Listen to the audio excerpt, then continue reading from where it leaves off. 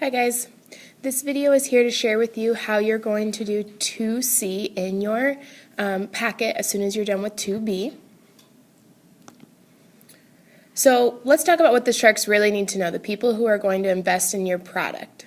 They need to know that your product or service will be bought and that the price you chose is correct. Because what is their goal in investing in you? They want a return, they want money, so they need to know that your product is going to be successful. So how can you prove this? So you just spent time researching and figuring out what your price will be and if other businesses like yours are competitive and making a profit. But there's one other way, and that's surveying. There's no better person to tell your sharks that your product or service will sell and be successful than the person who's actually going to buy it. It's your audience. So, what can you survey your buyer about? You can ask them, will they buy it? Would they buy multiple? Would they spend the price that you're asking is a very important one. There's so many more things that you can survey them about, so really stop and think, what do you need to know from your buyer to make your product successful? So, to present your survey results to your sharks, because that is our goal, which question or which piece of data sounds better? 4 out of 5 people said they would buy it, or 4 out of 5 people said they strongly agree they would buy it. Which one puts more emphasis on the fact that you are going to be successful, your product is going to be sold? Okay? So obviously the second one, the one that they strongly agree, because it puts feeling into their response. Instead of just saying, yeah, sure, I would, we can hear the customer saying, I want it.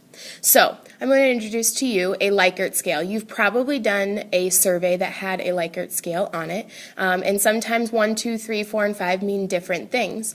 This is just an example. So strongly agree, neutral, disagree, and strongly disagree. You could use something like likely, unlikely, all sorts of things you can use, so feel free to research different Likert scales. Just make sure that the Likert scale you're using truly answers the questions that you're asking.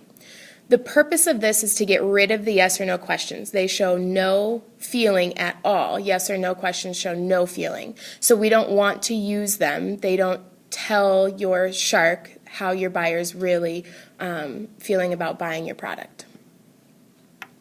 So a non-example would be to survey, would you buy? Or would you pay $20 for? Those are non-examples. We don't want to ask our buyer that. They are just going to say yes or no. It doesn't give us enough feedback. If we use a Likert scale, we could ask the question, do you agree you would buy? And then you fill in your product.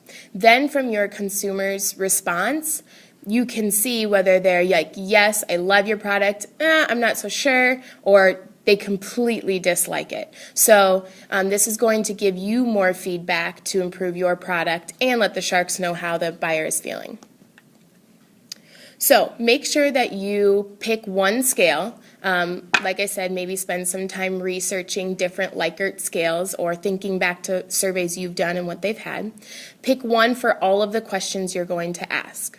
You are going to make a list of questions to ask those potential buyers on 2C, and that's also where you'll record your responses. You can survey your family, your friends. You can go to study hall and survey them.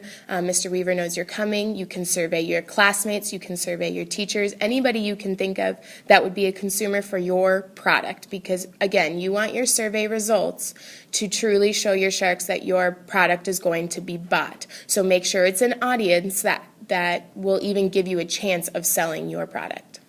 Make sure that all of your questions go on 2C and that you have all your results from your survey on 2C as well. If you need more space, which is pretty common, just attach another piece of paper. Make sure that you keep it organized. If you really prefer, I suggest that you keep your questions and responses electronically. You can even create a survey for others electronically using the iPad if you so choose.